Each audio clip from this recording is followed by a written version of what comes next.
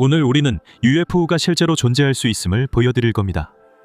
하지만 여러분이 생각하는 것과는 다를 수도 있습니다. 끝까지 함께하면 분명 한 번도 본 적 없는 것을 보게 될 겁니다. 최근 며칠 동안 사람들은 5월 30일에 파라나에서 목격된 UFO에 대해 많이 이야기하고 있습니다. 모르는 분들을 위해 설명드리자면 이 UFO 영상은 마이클 레앙이라는 사람이 파라나의 쿠리치바 근처에 있는 캄포라르고에서 촬영한 것입니다. 무슨 일이 있었냐면요. 그는 자신의 소셜미디어에 실시간으로 아주 이상한 일들이 일어나고 있다고 공유하기 시작했습니다.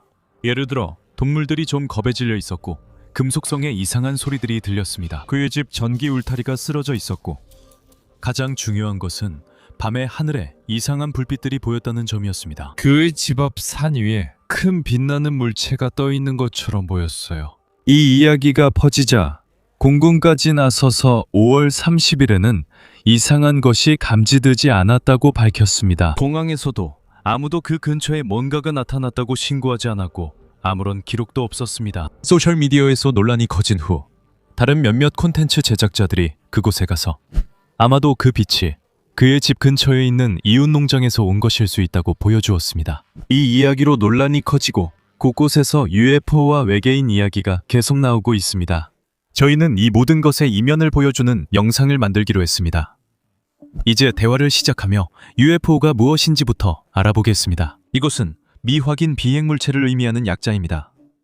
그리고 정말 그게 전부입니다. 하늘을 날아다니는데 당신이 그게 뭔지 알아낼 수 없는 모든 것을 말하죠.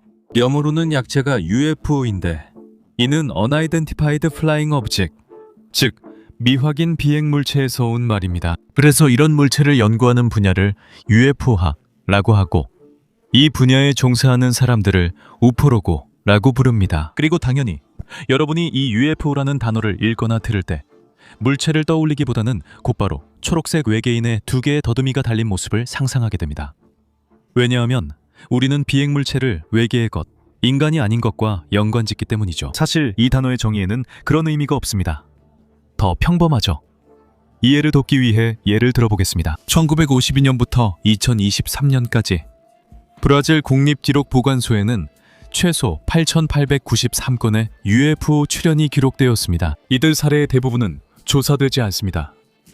그냥 미확인으로 남아있고 아무도 그 물체를 확인하지 못했습니다. 이런 일이 일어나는 이유는 이 문제를 담당하는 브라질 공군이 이런 사례들을 조사하지 않기 때문입니다. 기록은 하지만 모든 미확인 비행물체 출현 사례를 조사하지는 않습니다.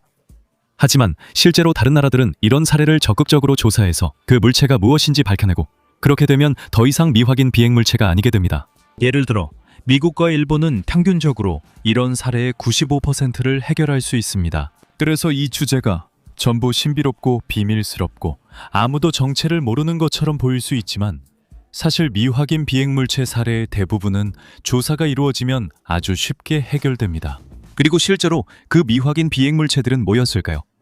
이런 조사에서 우리가 실제로 알아낸 건 뭘까요? 저궤도를 도는 위성들이 정말 많았어요. 특히 스타링크 같은 위성들은 지구와 아주 가까이 있기 때문에 하늘을 보면 위성들이 보이기도 하죠. 여러 위성이 함께 움직여 산타클로스 술록이 하늘을 지나는 것처럼 보여요. 작은 별들이 줄지어 하나씩 따라가는데 우리가 평소에 보는 비행기나 다른 어떤 것과도 다르게 움직여요. 또 다른 흔히 UFO로 오해받는 물체는 기상관측용 풍선입니다. 우리는 매뉴얼 두문도에서 구독자 500만 달성 시 이런 풍선을 띄운 적이 있습니다. 이 풍선은 약간 말랑말랑한데 안에 가스, 헬륨이나 수소를 넣고 과학적인 목적으로 사용할 때는 작은 라디오도 달려 있습니다.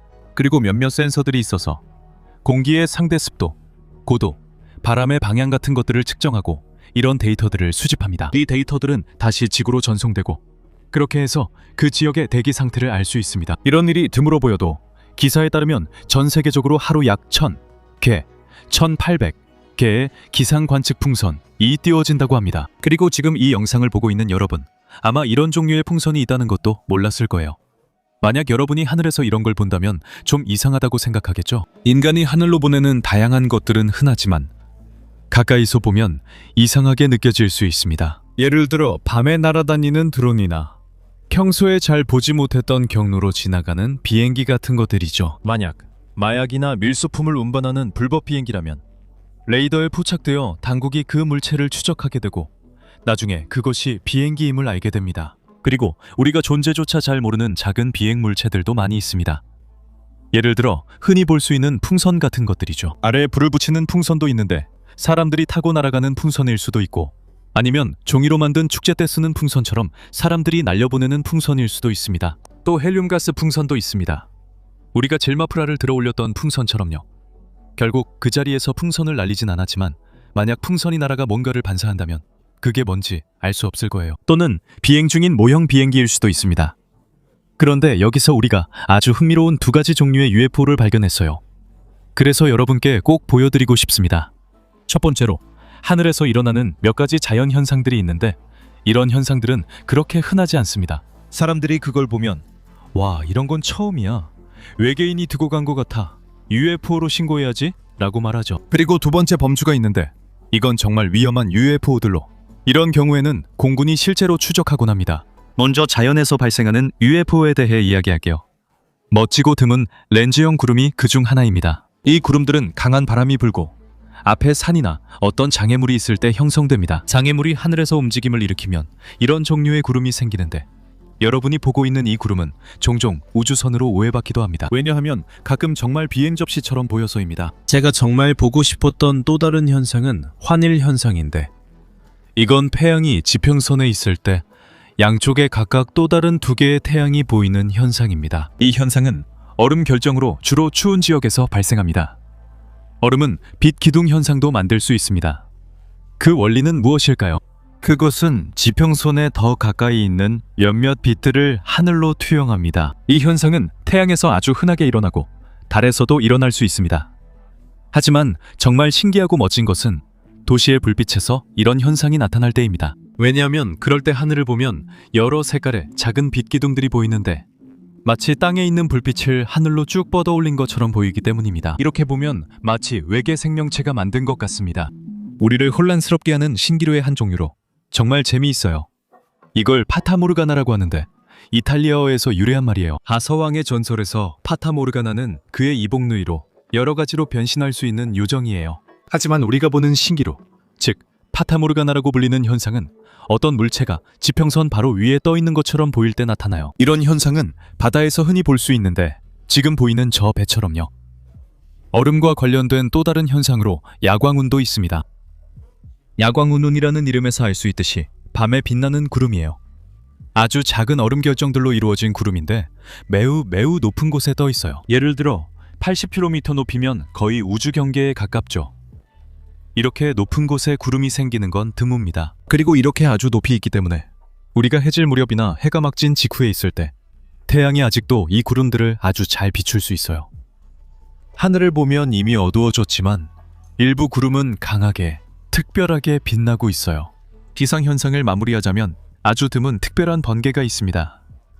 포르투갈어 이름은 못 찾았습니다. 이걸 스프라이트라고 해요. 빛보다 위쪽에서 생기는 번개예요. 그리고 색깔이 있을 수도 있어요. 그래서 여기 이 사진이 있는데 아마도 비행기에서 촬영된 최초의 컬러 스프라이트 기록일 거예요. 하지만 국제우주정거장에서 촬영된 또 다른 스프라이트 사진도 있어요. 우주비행사들이 사진을 찍었죠. 그리고 이 현상이 정말 놀랍다는 걸 알 수 있어요. 이렇게 보면 누군가 공군에 전화해 UFO라고 말하기 쉬울 것 같아요. 저는 이런 현상을 한 번도 본 적 없고 정말 보고 싶어요. 그리고 여러 가지는 저도 몰랐어요. 그래서 여러분도 이런 현상들 중에 처음 들어보는 게 있고 알고 싶으시다면 좋아요를 눌러주셔도 좋을 것 같아요.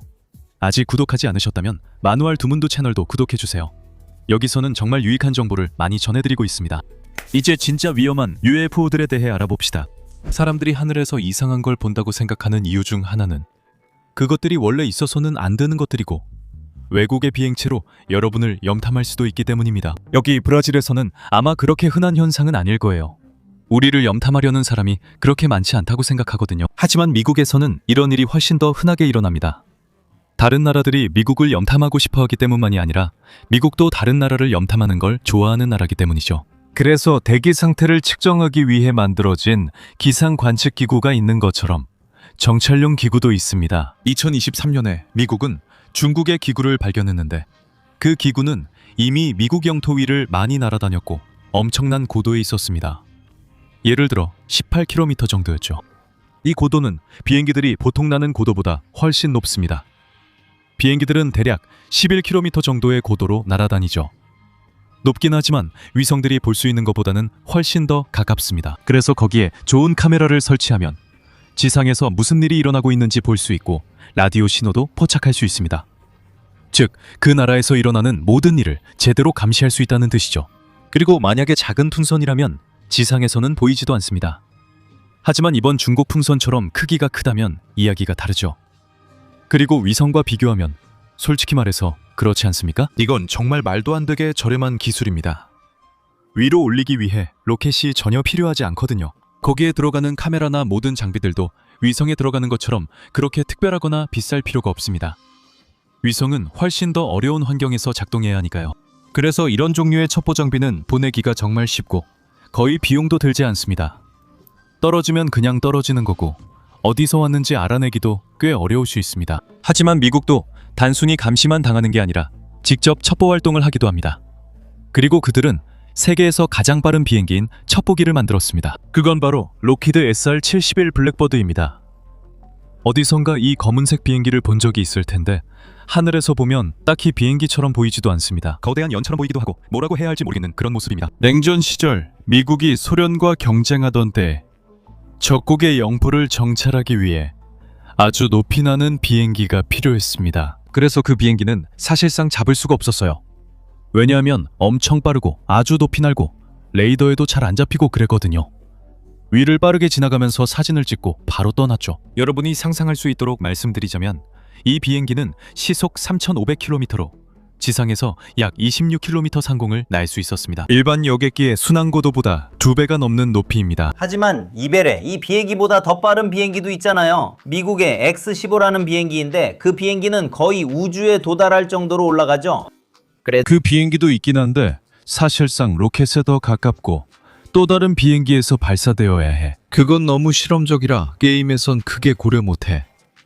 그래도 내가 그게 나는 걸 보면 UFO랑 혼동할 것 같아. 그리고 아마도 모든 UFO 중에서 가장 위험한 유형은 드론일 거야. 드론은 첩보 활동에도 쓰일 수 있지만 실제로는 사고를 일으킬 가능성이 더 크지. 이건 점점 더 저렴해지고 있고 크기도 점점 커지고 있어. 농업용 드론 말이야. 이제는 100kg이 넘는 무게도 들어올릴 수 있고 심지어 사람도 실을 수 있어. 그리고 일반 사람들이 조종하잖아. 비행기나 헬리콥터처럼 모든 제어 장치가 있는 건 아니지. 저는 집이나 여기 매뉴얼드 문도에 있을 때 하늘에 드론이 낮게 날면 정말 신경 쓰여요. 그게 내 나라를 감시하는 사람이 아니라면 더 나쁜 게 그 사람이 바로 나를 감시한다는 걸 아니까요. 그리고 이런 종류의 항공기는 비행기 경로 앞에 들어가거나 터빈에 들어가거나 유리에 부딪히거나 어쨌든 엄청난 사고를 일으킬 수 있어요. 앞으로 이 문제 해결 방법을 모르겠어요. 10년 후 엔드론이 훨씬 더 싸고 쉽게 살 수 있을 테니까요. 아마도 비행기에는 와이퍼 대신에 우리가 자동차에 있는 것처럼 드론 와이퍼 같은 시스템이 필요할지도 몰라요. 앞에 있는 드론들을 쳐내는 그런 장치 말이죠. 그런데 만약에 나랑 네가 UFO를 보게 된다면 우리가 뭘 해야 할까? 일단 촬영하는 건 당연하겠지. 우리가 UFO를 보면 분명히 촬영하고 싶을 거야. 특히 그런 대기 현상 같은 거라면 나는 꼭 매뉴얼드 문도 영상도 만들고 싶을 거야. 만약 우리가 그게 드론이라고 생각되는데 있어서는 안 될 곳에 있다면 경찰을 부르는 게 좋지. 하지만 만약 그게 하늘에 떠 있는 어떤 것이라면 그리고 네가 민간 항공에서 일하거나 조종사이거나 항공교통관제사라면 양식에 기록할 수 있어. 이런 경우들은 국립기록보관소라고 불리는 곳에 기록돼. 그리고 그건 공개되어 있어서 누구나 거기서 브라질의 UFO 기록을 열람할 수 있어. 하지만 기록된다고 해서 공군이 실제로 그 사건들을 조사한다는 뜻은 아니야. 일반적으로는 같은 지점에서 많은 사람들이 목격했고 실제로 문제가 있다고 밝혀진 경우에만 어딘가에 보관돼서 어떤 조사에서 단서로 쓰일 수 있어.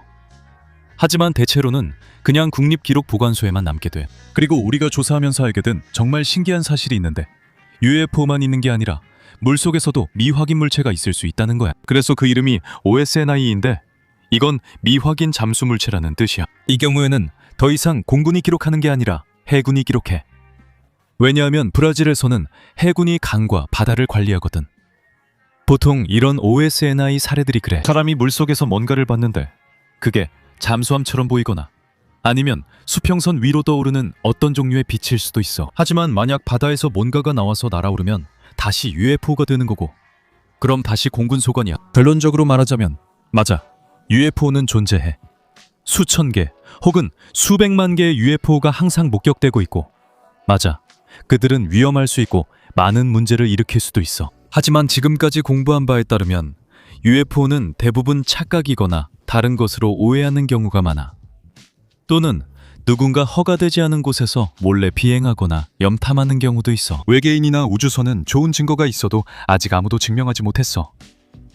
여러분이 지금 보는 이 장면에는 우리가 보통 UFO와 관련된 이상한 이론들의 이스터에그가 숨겨져 있어. 혹시 아무도 못 본 걸 본 것 같다면 댓글에 OBENI라고 남겨줘. 그건 매뉴얼 두문두의 미확인 물체라는 뜻이야. 근데 그 전에 한 가지 보여줄 게 있어. 우리는 얼마 전에 출간된 행성을 떠나는 우주비행사 안내서라는 책이 있어. 이게 진짜로 외계인이 되는 안내서는 아니지만 실제 우주비행사의 일상이 어떤지 알려주는 정말 재미있는 책이야. 진짜 우주비행사가 쓴 책이고 그분은 국제우주정거장의 사령관이었어. 그래서 우리가 궁금해하는 여러 가지 재미있는 사실들과 신기한 점들을 설명해줘. 예를 들어 우주비행사 훈련이 어떻게 이루어지는지, 중력이 없는 곳에서 어떻게 생활하는지, 우주에서 화장실을 어떻게 사용하는지 같은 것들이야. 이 책과 매뉴얼 두문도의 다른 모든 책 링크를 영상 설명란에 남길게. 궁금하면 확인해봐. 그리고 난 아직도 참아야 해. 끝이 더 얇지, 그렇지? 그래, 왜냐하면 파장이 나와야 하니까. 여기 위는 빗자루자루처럼 두꺼운 게 아니고 약간, 그래, 그래야 해.